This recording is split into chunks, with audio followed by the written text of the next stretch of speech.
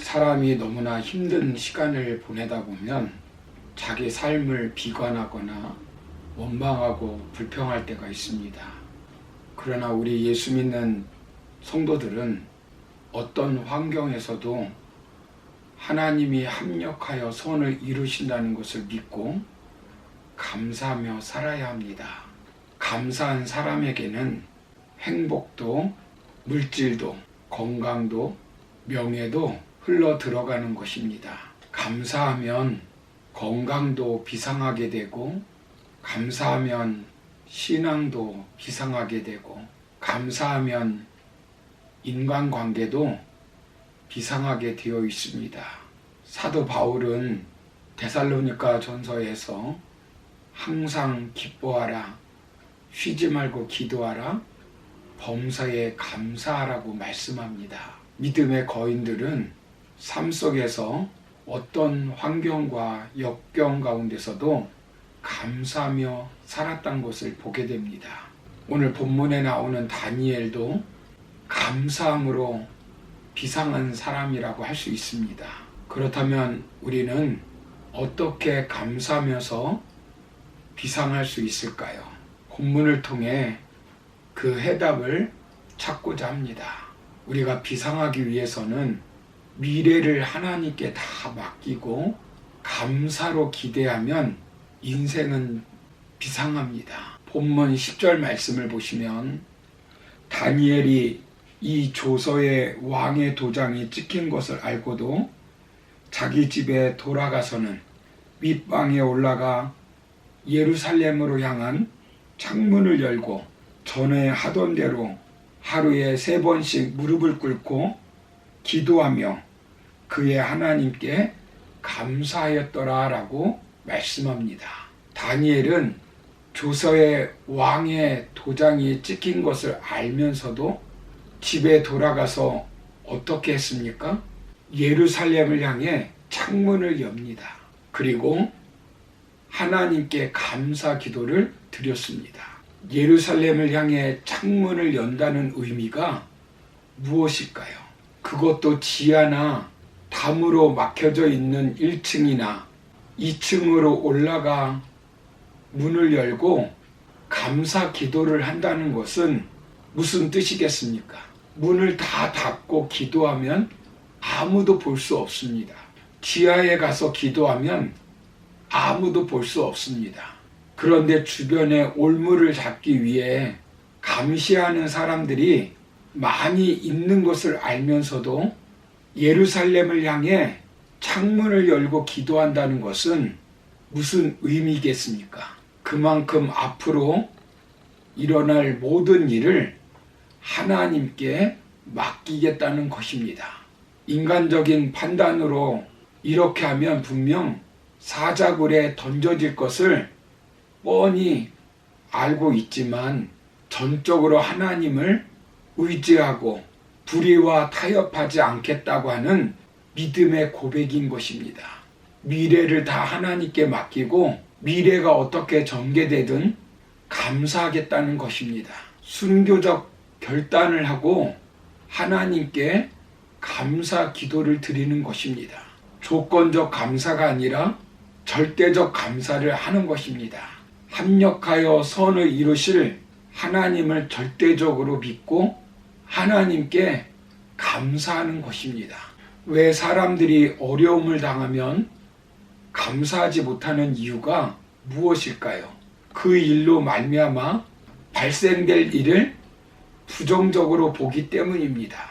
그렇기 때문에 불평하고 원망하는 것입니다. 그러나 우리의 미래는 우리의 예측대로 되어지는 것이 아닙니다. 미래의 시간은 하나님의 손에 있습니다.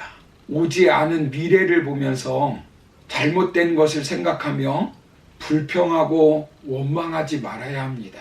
하나님의 절대적인 섭리와 주권을 믿고 미래를 긍정적이고 낙관적으로 생각하면서 감사하는 삶을 살아야 합니다. 다니엘 입장에서 인간적으로 생각하면 사자굴이 앞에 다가오고 있습니다. 그러나 다니엘은 사자굴에 집착하지 않습니다. 자신과 함께 하실 하나님께 집중하는 것입니다. 왜 그렇습니까? 다니엘은 자신의 삶을 통하여 하나님에 대한 분명한 믿음이 있었기 때문입니다. 왕궁 교육을 받을 때도 다니엘은 뜻을 정하고 부정한 음식을 먹지 않았습니다. 그럼에도 불구하고 하나님은 더 건강하게 했고 다른 사람들보다 10배나 더 총명하게 하신 것을 다니엘은 체험했기 때문입니다.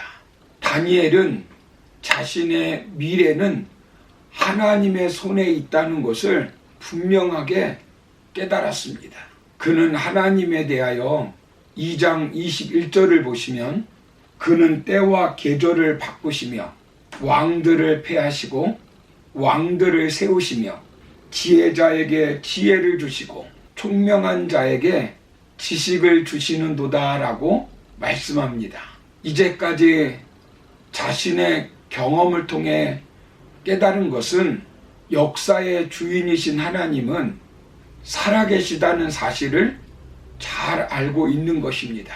다니엘은 그의 친구들이 미래를 다 하나님께 맡기고 하나님이 풀무불에서 건져주시지 않을지라도 신상에게 절하지 않겠다고 하는 결단을 하고 나아갈 때 풀무불 가운데서도 친구들이 죽지 않는 것을 보았습니다.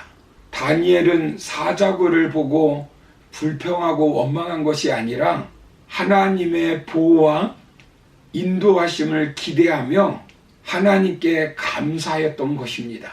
현실만 바라보고 문제만 바라보고 불평하고 원망한 것이 아니라 불행할 미래만 예측하면서 불평하고 원망한 것이 아닙니다. 구원해 주시고 이끌어 주실 하나님을 바라본 것입니다. 감사에는 세 종류의 감사가 있습니다. 먼저는 상대적인 감사입니다.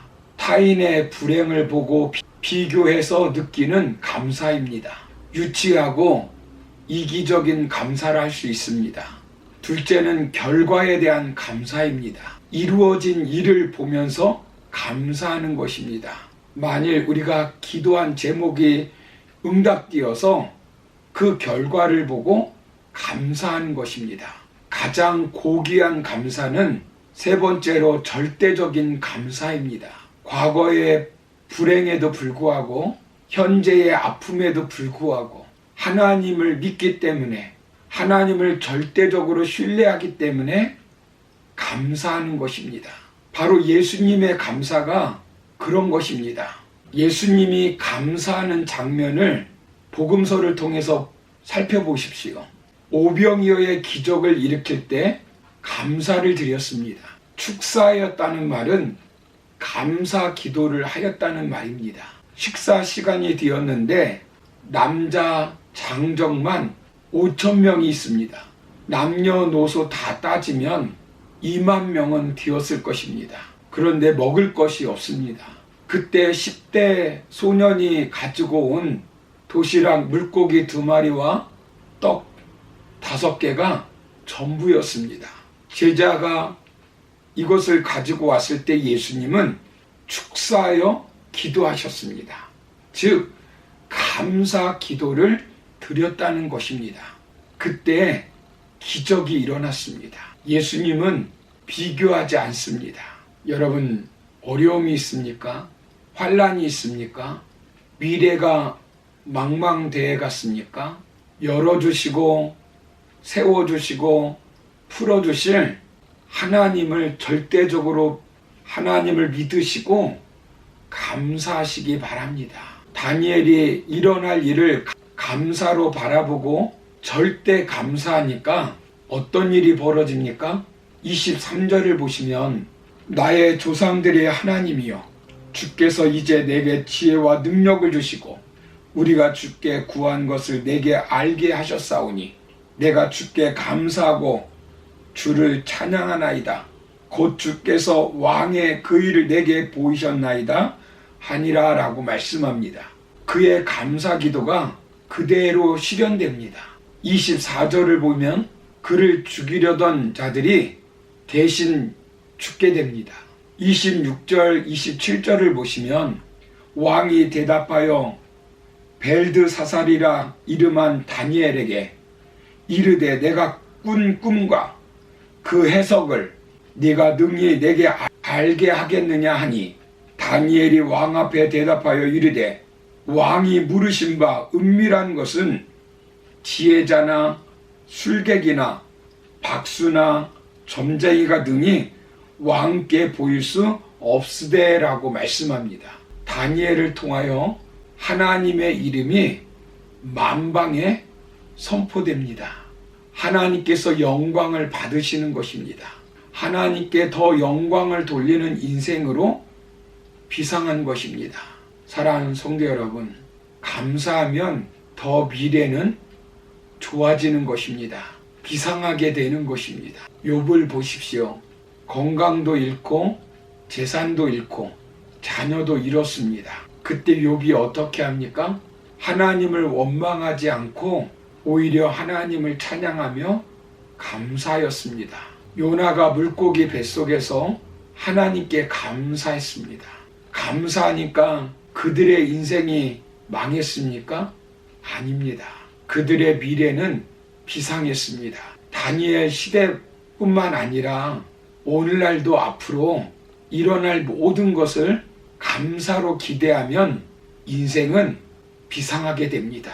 그러므로 지금 아무리 힘들고 어렵다 할지라도 하나님께서 합력하여 선을 이루실 것을 믿고 절대적으로 감사하며 비상하는 삶이 되기를 주님의 이름으로 축원합니다. 감사합니다.